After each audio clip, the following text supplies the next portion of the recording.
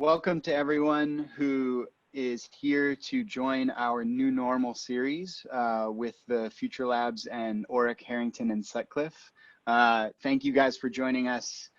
This is, for those of you who have seen our first ones, you know roughly what the format is here, but for those of you who are new to us, this is the third of three in our new normal series. And just to give you a little bit of an overview over what we've covered over the last two, the first one we did fundraising in a recessionary environment, sort of a strange time to fundraise.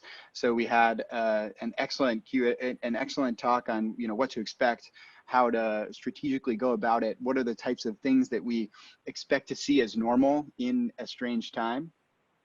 Last week we did employment, which is to say, how do you go about managing remote employees, dealing with all of the minutia that comes with paid leave, layoffs, all these things that have to be done that make you a really great founder and have you running that portion of your company really well. That will pay huge dividends in the future. And then today, our last one is sort of the final, for many founders, for some founders, the last step in the journey of their company, which is M&A, mergers and acquisitions in a recessionary environment. So for those of you who are here, you know who I am and you know who Pete is, but I'm gonna give our introductions again and then introduce you to our two new panelists.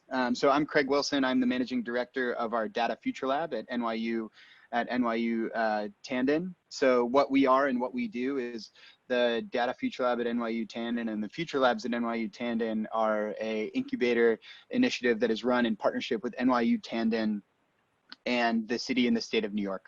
Our entire goal and everything that we do is to support technology and entrepreneurship in New York City and state and have a strong resource share with NYU Tandon and all of our ecosystem partners. One of our strongest and most supportive ecosystem partners is Orrick, Harrington, and Sutcliffe, and they're here doing this series with us. So let me introduce you to our panelists. First, we have Pete Fusco, who you guys have seen before. Pete is a partner at Orrick. He leads the New York Technology Companies Group. He represents venture funds and technology companies, and he's been doing this for over 2 decades. He does from pre-incorporation all the way to exit and M&A, and he's seen a handful of downturns, so he is about as much of an expert in this area as you can possibly have. We also have Laura Metzger with us. She is a partner in the restructuring group and office leader of Orrick's New York office. She represents financial institutions, funds, and investors involved in bankruptcies, out-of-court restructurings, distressed sales and acquisitions, loan and claims trading, bankruptcy, litigation, and refinancing. She is an outstanding lawyer, and we are incredibly happy to have her here. And then the last person on our panel is Tal Hacohen. He's a partner in Orrick's New York corporate group and a member of the Global Mergers and Acquisitions and Private Equity Group. He represents companies in a variety of transactions, including domestic and cross-border mergers, acquisitions, and restructurings. He also represents early and growth stage companies in equity and debt and financing rounds, and is also an outstanding lawyer. We are really happy to have them. So thank you guys so much for being here with us. We appreciate you donating your time. So to start, let me just set the stage around and ask a very broad question around mergers and acquisitions. And actually quickly, before I do that, what I will say is that we have a Q&A box. And so if attendees have specific questions that they want to ask, please use the Q&A box, not the chat. And as we go, I will try and incorporate some of those questions that are relevant to our current discussion into our chat. And if we have time at the end, we'll spend some time on those Q&A questions that you guys have, that you guys sort of put toward us. So Q&A box, not chat, and then we're off. So M&A. So it's broad. It encompasses a lot of things. I think, we sort of think of it as, at least as early stage technology founders, the way in, your company getting acquired or you acquiring a company. So if I could pose an open question, and any one of you who would like to, sort of hop in first, say, What should we be thinking about? Talk about some of the like broader M&A nuances, but more specifically, what's different about M&A right now, and what's different about mergers and acquisitions in a recessionary environment that founders should be thinking about?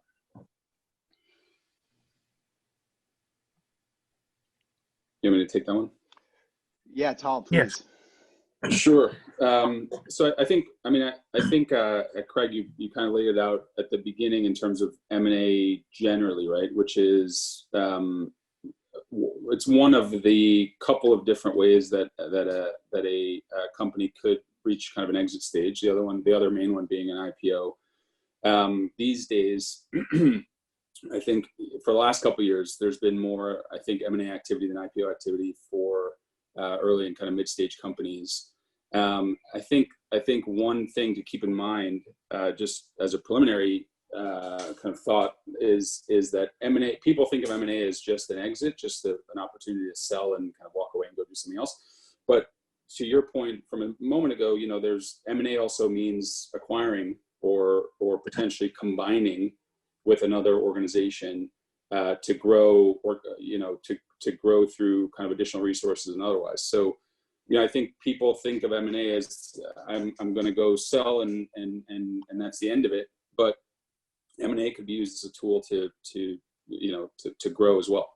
And in this environment, where the credit markets are a little tight and the fundraising market generally is a little tight, I think M&A, whether it be, again, selling, and when we say selling, it doesn't necessarily mean selling your entire company. You could sell, a majority stake in your company and stay on as shareholders and as management and as, participants in the growing organization.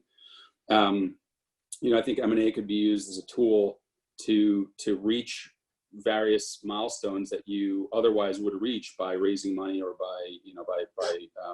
by borrowing from banks or from other financial institutions. So, I think one thing to keep in mind as you're building your company and as you're growing is all the different ways that you might be able to kind of achieve that growth. And me personally, having done this for, coming up on 15 years, M&A is certainly one of those tools where, you can acquire assets, you can acquire talent, you can acquire technology, you can combine with another organization to say, I thought I was going to need to borrow money. I thought I was going to need to raise equity financing from investors, but maybe I could look to acquisitions or mergers as another opportunity to do that.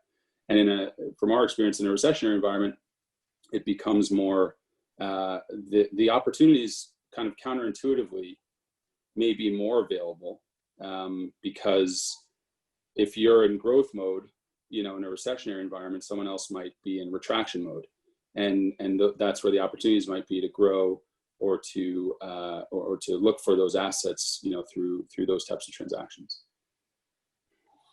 Makes a lot of sense. And so maybe as kind of a higher level question, and Pete, I'll get to you for this one, just to talk about, what is the current state of M&A now? I think there are a lot of rumors and a lot of maybe founders are reading about, Congress blocking certain M&A activity. How should founders think about it right now? We've seen acquisitions of, that made it feel a little bit normal, like Facebook's acquisition of Giphy. We've seen acquisitions that are very contentious, or potential acquisitions like the Grubhub and Uber Eats one. Sort of what should founders be thinking about right now? Should they say, oh, this won't happen for us, or these are anomalies, or what's kind of the current state as you see it?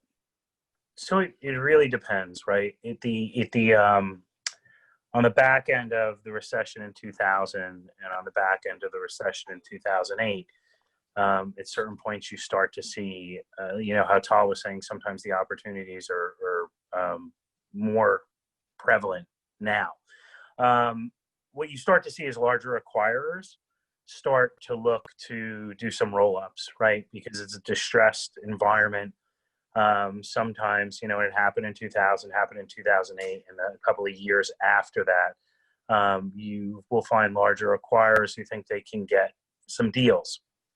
So whereas the M&A environment may pick up, I would say that founders, should just understand that they should think about what it means to them. So for instance, like if you are a company that happens, I have a company now that happens to be selling, but this economy turns out is good for them. This environment is good for them. They're in kind of med tech. So this is going to be good for them, and they're going to be able to get maybe a better deal than they would have gotten had we not had all of what's going on at the moment. But for people who are looking to do acquisitions or looking to sell, I would say that they should be aware that the deals may or may not come together slower than usual. Sometimes acquirers will want to, the person selling, if the view is, hey, let's get this sold because it's a troubled economy. If we can, hitch our wagon to a larger strategic that gobbles us up, that's good. But all of those folks doing that are pushing to get the deals closed immediately because nobody necessarily wants to wait to see what the next quarter brings. Because if you're still doing it, it could be not so great in terms of your pricing and value, and people might come back. But what I would say is that founders looking to sell now, there will be an increase in deals. There will be strategic looking for deals. Just keep an eye on where you're headed in this economy and focus on the timing. Some people are looking to sell immediately because they feel like the next 2 quarters for them are going to be bad. And some of that comes out in the wash when you're negotiating the deal and you have purchase price adjustments and things like that. But I would say if you're a founder, you're kind of in sell mode. There will be deals there. You just have to watch kind of, what kind of deal, so to speak, these larger strategics think they're going to get from you. Yeah, that makes a lot of sense. And so like a big takeaway, as almost with everything, the takeaway that we learn in a lot of our life is timing is everything. and do what you can to be aware of that. We can't control it necessarily, but definitely be aware of timing. Before we get into more of sort of M&A as a tool and preparing for what an acquisition might be like, Laura, I'd love to ask you a question about fiduciary duty issues. In our conversation yesterday, we talked a little bit about it and things that founders should be aware of that they may not be thinking about. As a non-expert myself, I would love to hear you expand upon this, and certainly for all the founders in the webinar, I think it's not a thing that someone who is not doing these things all the time and is acutely aware of is thinking about. So maybe just starting with a general overall explainer of fiduciary duty and sort of what are some of the fiduciary duty issues that founders could run into when we're thinking about M&A. Sure. So I'm not going to go into intense detail on fiduciary duties because they're different corporate structures and they mean different things. And of course, the phone's ringing at the one moment. No, I turned mine off mute. No worries. But I think, there's the duty of loyalty, there's the duty of care, and, most founders, to the extent their executives are on the board, have, are pretty safe operating and making decisions so long as it can be supported by the business judgment rule, which is an understanding that what they're doing, makes sense and a reasonable person can find that was a good decision. And that kind of has that's the same in the situation of a recession or a distressed environment, but it's just that the circumstances are now different. So you have to be thinking about the other factors. So if I'm a founder now, who was, historically dependent on a consistent source of capital to help me through my growth stage, the first thing I'm trying to pay close attention to is of capital, still there, and is it going to be there, and can I look at my sort of projections maybe a little more closely than I might otherwise would to make sure that I have, the ability to continue to finance my business in the way that it needs to be. In the M&A context, though, I'm now thinking of that as, okay, I was considering an exit, with the next 6 months to a year. Is that still reasonable? Is that still likely to happen? Do I have to start considering alternatives or preparing for an alternative scenario? And so that's where I think kind of M&A and the consideration of what your duties are and what you should be thinking about has now come a little bit more expansive. And I think just touching back to something Pete was talking about in terms of access, if I'm in negotiation with a company that I, think wants to acquire and all looks favorable, I think the number one question I'm asking is, does that company still have access to its financing to be able to close this deal? I mean, that's probably the number one thing that we're caring about in either the recessionary or the non-recessionary environment. Makes a ton of sense. Thank you. That's extremely helpful as a way to think about some of the sort of like finer detail of going through this. So actually, we have a relevant question that just came up that kind of is interesting, related to the current time and M&A in this current time. So and then we can sort of transition into due diligence, and then we'll move into more M&A as a tool. But for due diligence and for just M&A in general, which aspects are more difficult under work from home and social distancing? And do you think it'll get easier as organizations adjust to work from home, or have you found that it's moved kind of similarly as when we were working in offices? Is they, back to Pete's very salient point of timing is everything. Has this changed the timing? So I think it's funny. I was just, when this whole thing first started, a bunch of us were thinking, is deal activity going to completely slow down? Is it going to stay somewhat stable? Is it going to maybe even pick up? And I think we've seen all of those things from week to week.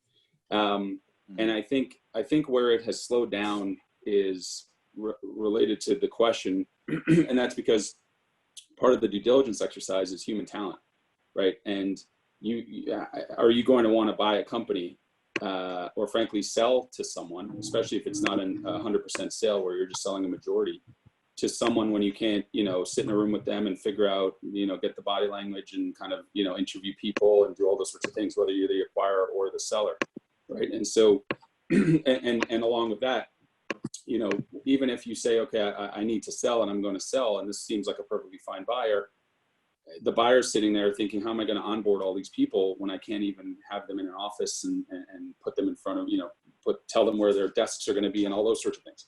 So it's definitely, it's an interesting time, no question, in terms of that aspect, right? But interestingly, I mean, we certainly still see deals happening. I think, and to Pete's point, we're in the process of a sale right now that essentially, kind of kicked off before the pandemic really kind of put everyone from home, but it had very little speed to it, and it's picked up a lot of speed since. And I think that's because at the end of the day, if the target company, if the company to be acquired is a good one and a sound one, and it's been run well for the last number of years, and it has strong financials and a strong, kind of trajectory for the future, the buyers are still saying, I'm willing to take a chance. And, it's certainly possible that valuations get pushed down a little bit as a result, or value gets pushed to earnouts or things like that, where people say, let's see what happens a year from now or 2 years from now.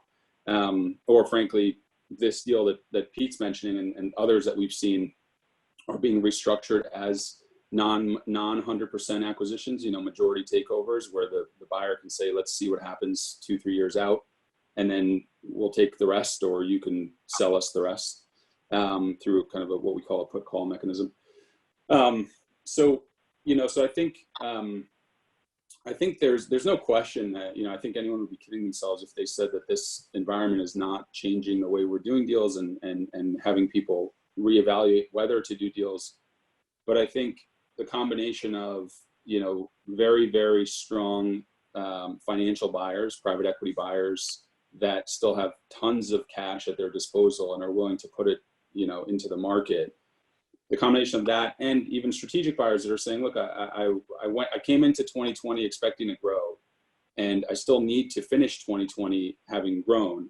So now I might need to reevaluate how I'm going to do these deals, but I still need to do these deals. And so it's not entirely shutting down, transactions, but it's just forcing people to kind of rethink how to do them. Yeah, that makes sense. So actually, while we're on sort of this due diligence, I'd love to start with a broad question around a founder is getting ready, and they're getting ready and they want to prepare for the due diligence process for M&A. Could I start just by asking, what are the things that a company needs to get ready, and how can a founder be well prepared to go through what is a very time intensive and laborious process? I think we talk about diligence from, institutional investing perspective, but M&A due diligence is a kind of a different animal in some ways. Yeah, and I sorry, I'll take this one too, I guess, so that obviously anyone else can chime in. And I think that's exactly it, which is, investors, they only need to see a little bit. They only kind of scratch the surface and they say, that's enough for me to give you some money and take a small stake in your company. Acquirers will say, I need to see the whole thing, right? Or as much as possible in the short period of time that I have to do this exercise, in order to get comfortable that I'm going to give you a lot more money for a lot more of your company, if not all of it. And, because fundamentally by buying a company, you're inheriting all the risk that comes along with that company, not just a small piece of it. So the due diligence exercise is definitely more robust. It definitely takes longer. And I think, just to answer the question, the best thing, as we always tell our clients to do, is get organized from the start. And frankly, that comes into play literally from day one, right? As you're forming your company, as you're onboarding talent, as you're implementing stock option plans and things like that, be organized, get the right paperwork in place. We always tell our clients, they don't want to call us at the start. Pete is very familiar with this, because they're worried about, spending money on legal fees and things like that. And we get it, but better to spend the money up front when it's not a lot than to have to clean up a lot of messes later, which we're constantly doing for clients when they're getting ready to sell, or frankly, worse, go public, because the due diligence exercise is even more robust in an IPO process. So if you can be organized from the start and have your, these days it's kind of easier, right? Because people are more attuned to using technology to have that organization in place. And I'll plug Orrick here for a minute. We use a centralized dashboard for our clients where, everything can be aggregated on one portal, client specific portal that can be accessed by us and by the clients at any point in time. And that way, when it comes time to launch a sale process, that portal can just become a data room. And all of a sudden, you take literally with the flip of a switch, you've got buyers saying, show me all your information, and it's right there for them. So I think that's kind of the key is if you expect to sell at some point, which almost everybody does, make sure that you have some system for keeping everything organized and kind of, easily accessible, that you can pull it and answer questions and get all that ready to go. Makes a lot of sense. And you're very welcome to plug Orrick, Tal, don't worry. I'll plug Orrick if you don't. It's fine. Just to add, yeah, go ahead, Pete. I was going to say, just to add to that quickly, I do think the housekeeping piece is critical. So whenever you're doing financing deals, you're putting up data rooms and you're aggregating kind of all your diligence. And I have clients who kind of keep those, if not on our dashboard, they keep the data rooms kind of up to date on a go forward basis. Because when you do get to the M&A piece, it is, you know, you have to make sure that you have some system for keeping everything organized and get all that ready to go. Makes a lot of sense. And you're very welcome to plug Orrick, Tal, don't worry. you know, is a pretty deep dive. And you know, if I know when we do the founder pitfalls, I always say this, but I'm just going to say it quickly since we're on diligence. You should definitely, if you're doing employment consulting or option grants, be doing it in connection with your counsel, because I can't tell you how many M&A deals or even financing deals where we've done and the company kind of just did its own option, you know, filled out option forms and granted options and never got a 409A, and here we are, you know, 3 years later, and there's, you know, 40 people who have options at all different prices, which don't match fair market value. And it creates a disaster in terms of the diligence, in terms of trying to correct it. So in the broader context, yeah, keep the tight, keep all your diligence together from rounds, because you're going to have to produce it on the M&A side. But it's when it comes to stock matter, ongoing basis with your counsel, because that's one of the biggest things that become cleanup items in M&A deals. And by the way, so, you know, especially ahead, in this kind of environment, just real quick, I mean, you know, like we were saying before, right? Buyers, this is in a down market, buyers, they're interested in buying, but they'll look for opportunities to walk away if they have to. And diligence, you never want due diligence to be a reason to walk away, mainly because you want to have a clean company that no one's going to be, you know, kind of nervous to acquire. But in terms of organization, you know, it's an easy excuse for a buyer to say, look, I can't find the 5 things that I wanted, and that means a lot of different things to me, and so I'm just going to shut this down and go do something else. So, you know, you never want that to be the reason. It's well, So, I'm going to jump in with one point here, though. It's also the diligence process if you're on the acquisition side, and if the company is in any sort of distress, so becomes the ability to do thorough diligence becomes all the more important, because if the company's in some sort of distress and likely to either wind down or potentially go into a bankruptcy after the acquisition, the likelihood of having, you know, financial recourse in terms of reps and warranties that could have been breached, and then there's an indemnity to go after, is probably, you know, greatly reduced compared to, you know, a sort of healthy M&A environment. So if you're on the acquiring side, that's something that you definitely want to be mindful for, that relying on sort of those economic support mechanisms for M&A activity won't necessarily be there in the same way. Yeah. And so I'll quickly go to a question that we have that's relevant to a lot of this sort of diligence stuff and something that you mentioned. So Pete, I'll start with you for it. It's, you know, what are the housekeeping, you know, we talk about housekeeping items that get messed up and have to be cleaned up. Just to be crystal clear about it, what are, other than sort of cap tables, which seems like the obvious thing that gets, you know, neglected often, what are some of the things that founders have to end up spending a lot more time and money cleaning up at the, you know, once this process starts, that they can be more prepared initially?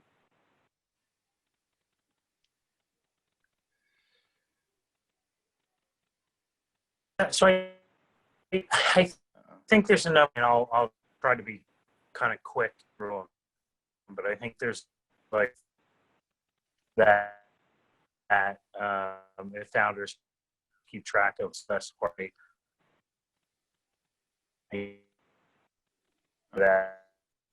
that you have, well, or like I just meaning all your you're a little choppy, Pete. We may that is with Apple law and you see people really. You're a little choppy, Pete. Maybe I'll punt it to Tal really quickly while your internet has time to catch up for a sec. Or is it working better with it? Way better without the video. So if you could give that answer another try, that'd be great. Sure.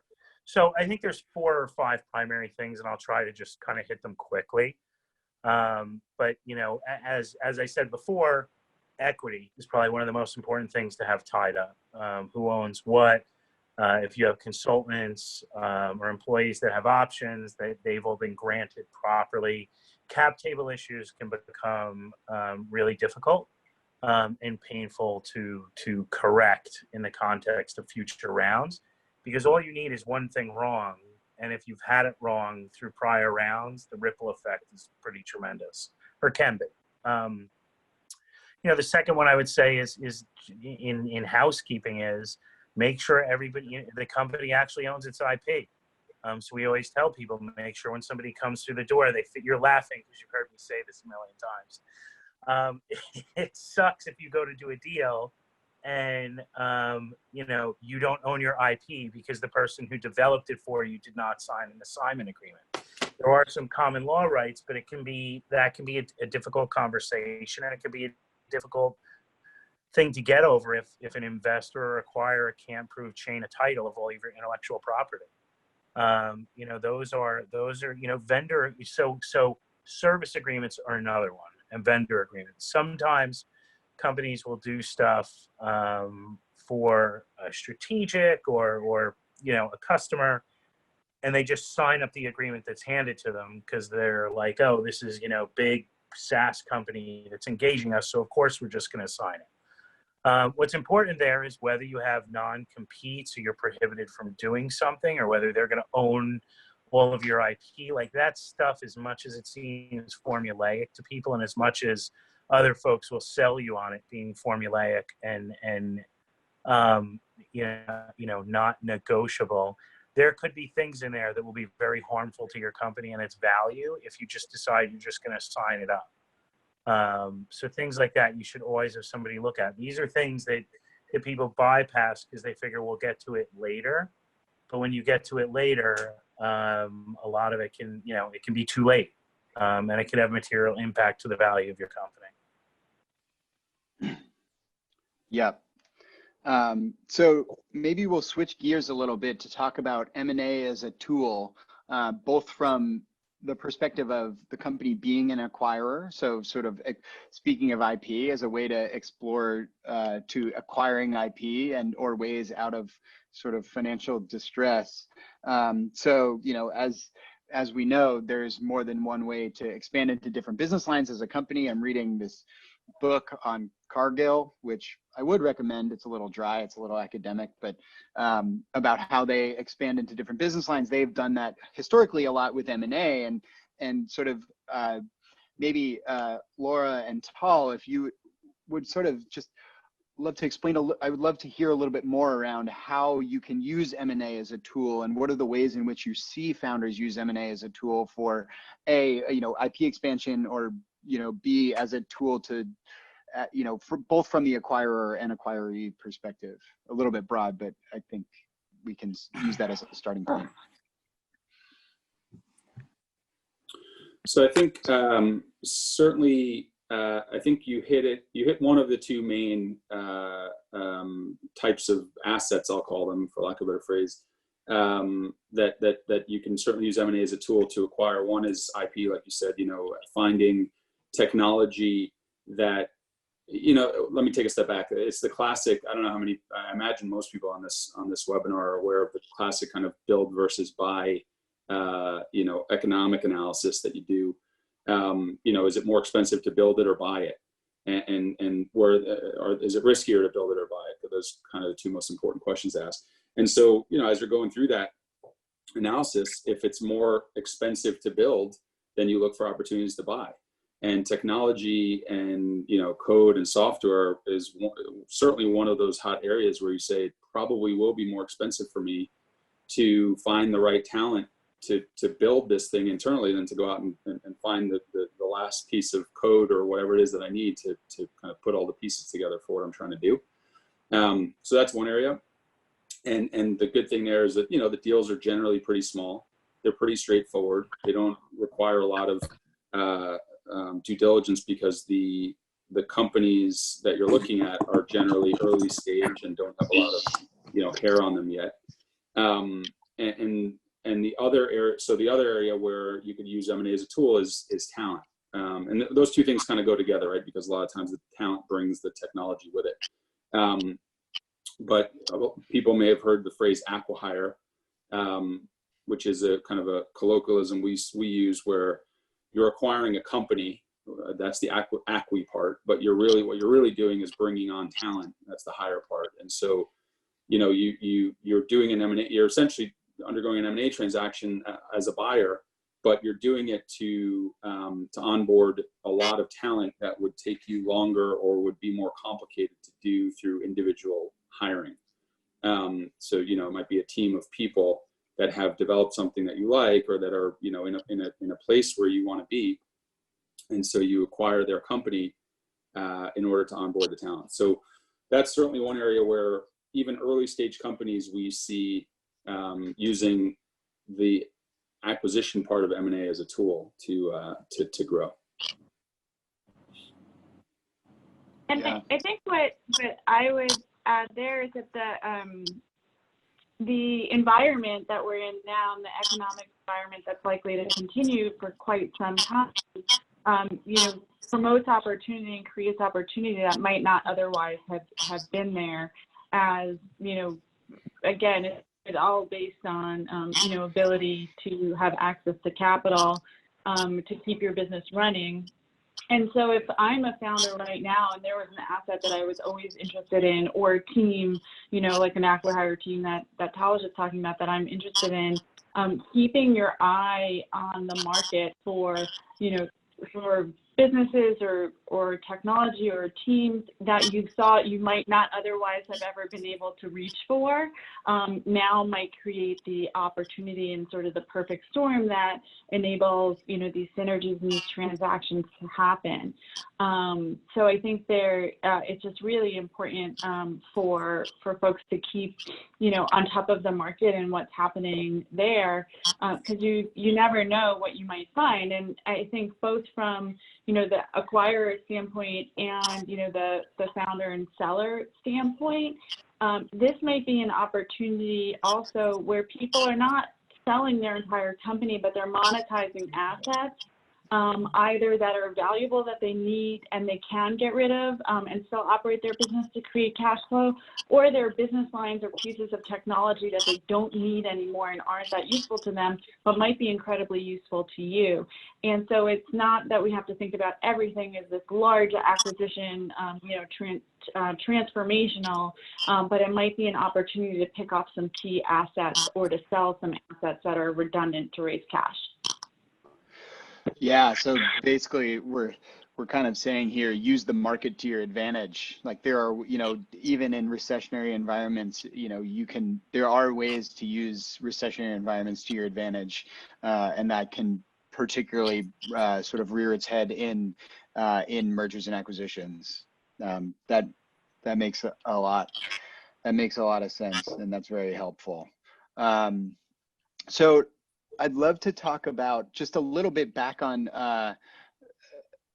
two things. One of them being, I'd love to get your guys' reaction. I know this is something that people talk about a lot, and so what you guys see and perhaps what best practices might be. I know a lot of founders hear that when you're thinking about an acquisition or when you're thinking about a fundraiser, that you should be running dual processes. Like you should be running a fundraise and also, talking to acquirers, and that it's never too early to start talking to potential acquirers.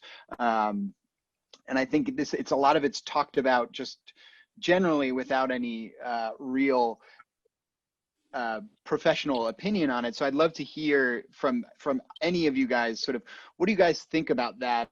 And how would you advise founders to work through those processes? Do you see a lot of companies going through M&A processes at the same time they're going through fundraise? Is it something that you recommend? Do you not recommend it? And what's the general what do you guys see as lawyers?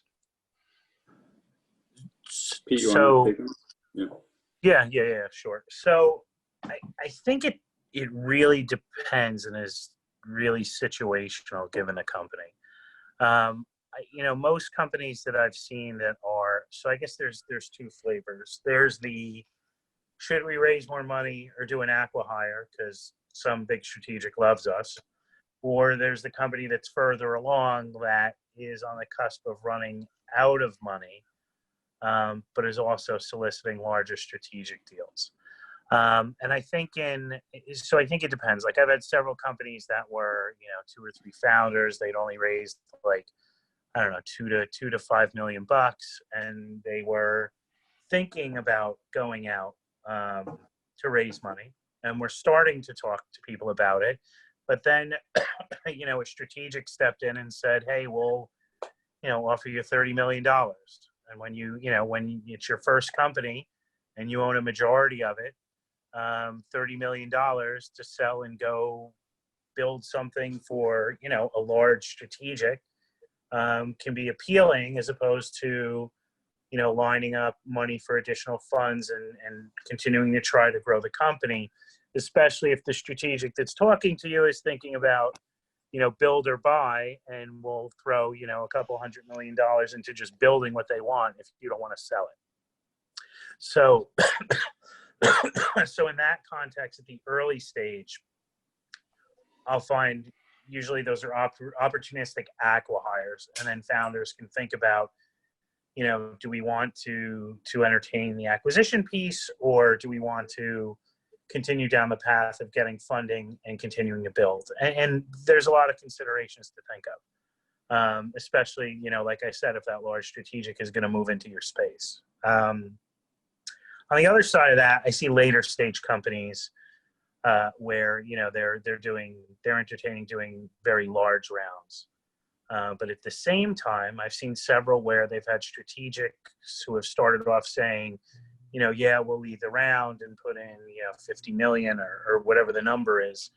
And those discussions kind of changed to, hey, you know what, we think we'd like to buy you instead. So that, at the later stage piece, it becomes a discussion of, it's really timing and all situational. Because if you're at a point where your company's doing really well and you could get maximum value now, you think, then people will entertain that. Will entertain the sale in addition to thinking about the financing. And it also takes coordination with your investors too. Because as you get to a later stage, everybody who invested has a plan or a metric for where they think you should end up or should have ended up or will end up. And they'll be part and parcel of decision-making process, whether you take more money or whether folks think getting out now from a buyer makes sense. Yeah, and I think actually it's actually a great kind of tie back to the question earlier on fiduciary duties, because people forget. You have a board for a reason. During 10 years of boom times, the board a lot of times would kind of all be aligned and say, we think this is a great price, let's sell, or we think this is a great term sheet for financing, let's raise money. And a lot of times, the board may or may not be, kind of viewing things in the same way, because investors put people on the board, and the investor has a different ultimate interest than the founders might.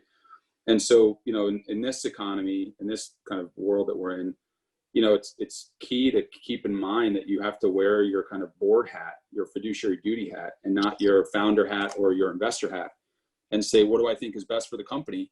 And have a legitimate board meeting and a board discussion to say, we think the best thing for the company is this or that, sell or raise money or do something different. So, it goes back to kind of the duty of care and duty of loyalty. What would a prudent person do in my situation for this particular company, given this environment, and have a, thoughtful discussion and come to a thoughtful conclusion on that, Yeah. Yeah. I think that makes sense.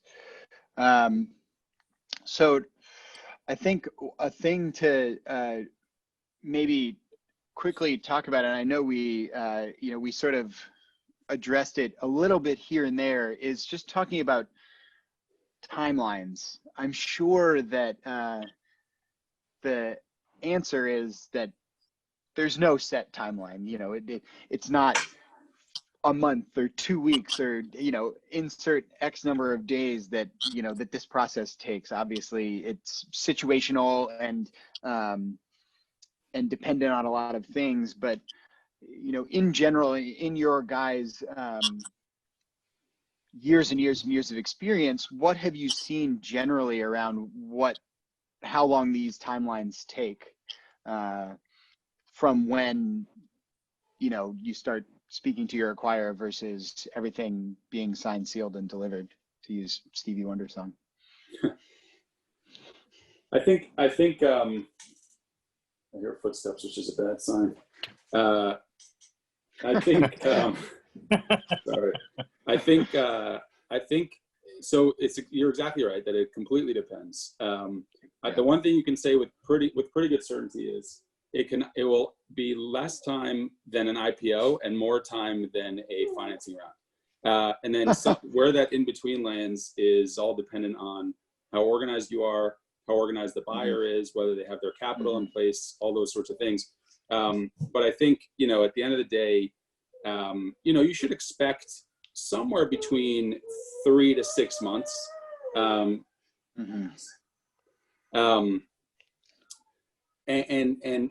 again, that kind of in between will be, is it an international buyer that needs to kind of structure the deal in a certain way that's going to make it more complex?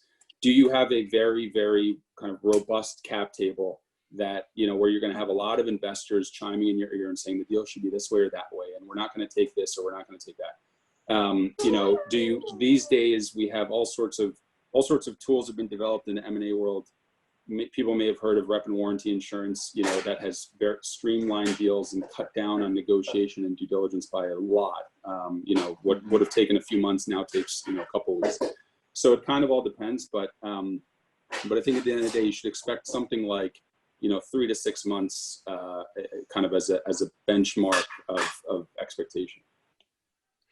Yeah. Okay. The one asterisk I would put on that, Craig, is that if you're in a distressed situation as a seller, or you're an acquirer that's looking at an asset that's in some sort of a distressed situation, you'll likely be moving faster than that.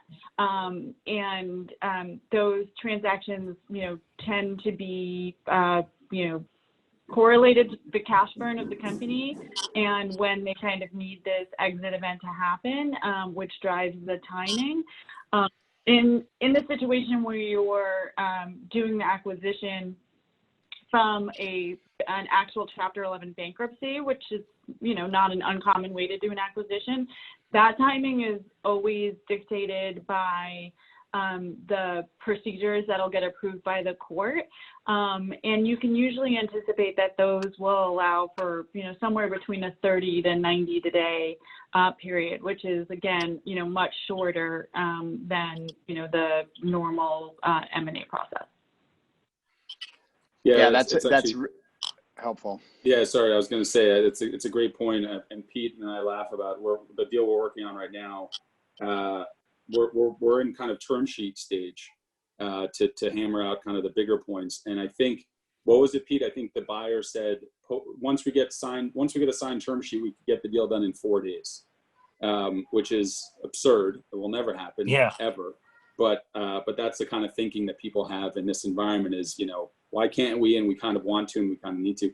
Having said that, in part, I understand the mentality because it's actually a large public strategic buyer. And large buyers of smaller companies could get deals done very quickly because they don't care as much about the due diligence.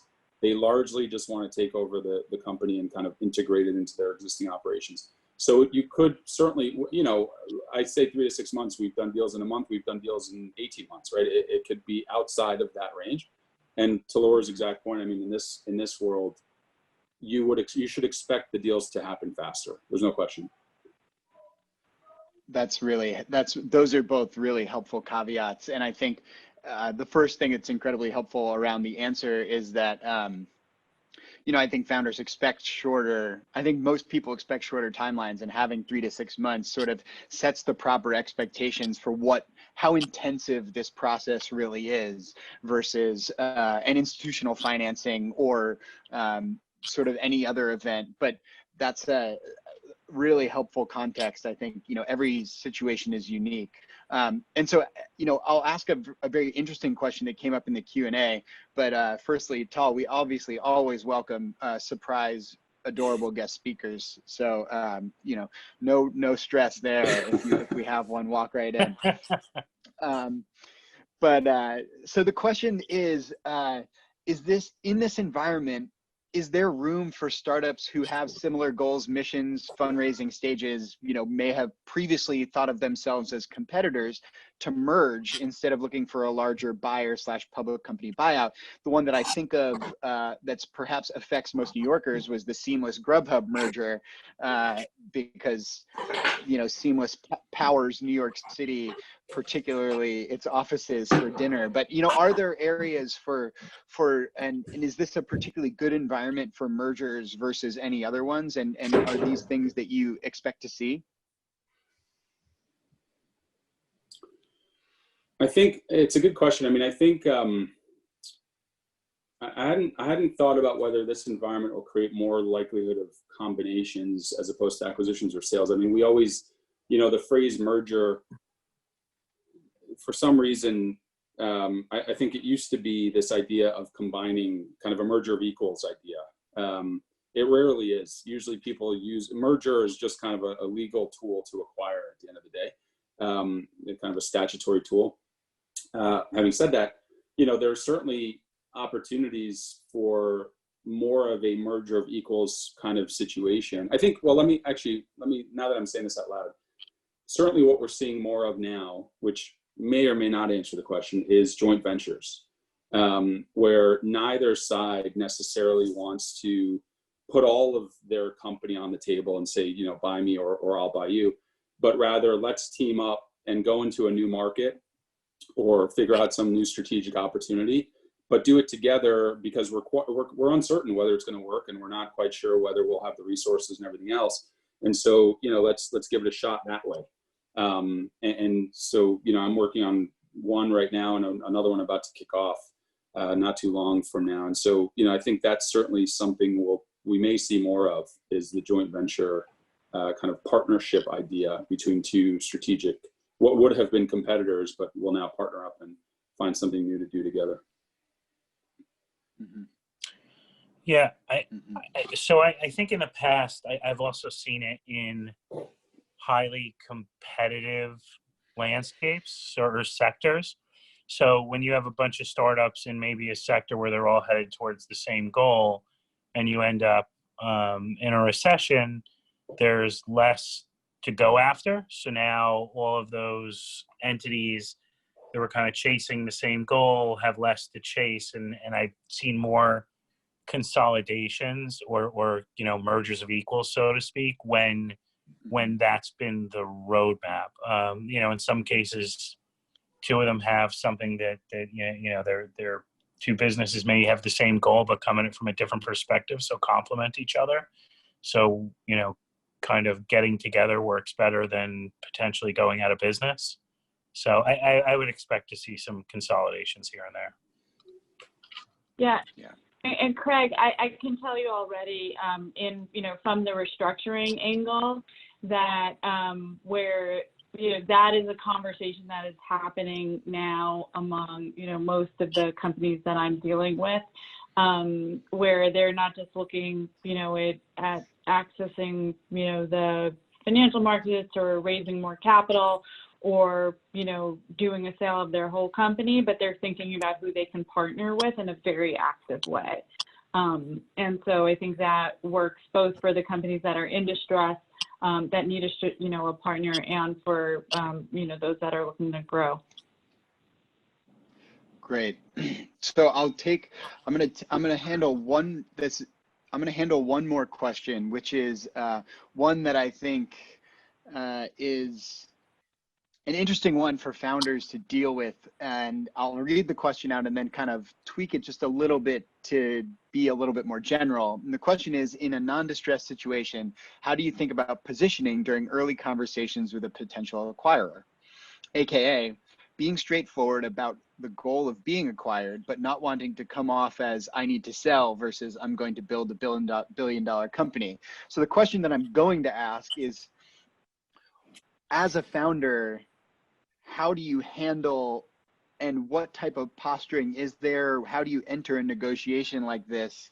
You know, I think a lot of people feel like they need to say certain things in order to make themselves as attractive as an acquisition and as attractive an acquisition as possible to drive the price up, et cetera, et cetera. You know, what do you guys see, and what do you recommend to founders and that they do in these early conversations? So, you know, I've seen founders, typically when it comes together, right? At least in my experience, the acquirer has already done kind of their build versus buy analysis and whether it makes sense for them to just go after it themselves. Right? And this is me talking about strategics, not financial buyers, or to get it because somebody's far enough along. I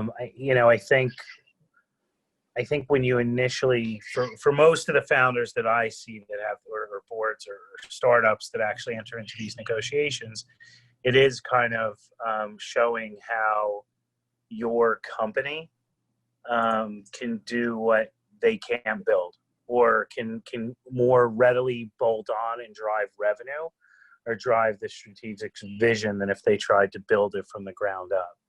So I think that's part of the discussion. I don't know that founders have to scramble to make the strategic fall in love with them, you know, because there is a level of, here's what you expect to get as the seller out of this deal. And part of why the acquirer is coming to you is because they want something and you're valuable to them. I don't know that I'd necessarily underplay that because you don't want to look like you're scrambling to just sell the company. Yeah, I mean, I think at the end of the day, and this won't surprise a lot of people, and maybe it's not the best analogy, but it's to me, I think the most kind of the one people can understand the best is it's very much like going on a date, and you want to kind of, you know, give just enough to get a second date and then a fifth date and a whatever date, but without putting everything out there and have the other person think that you know, what am I doing here? Why am I sitting here?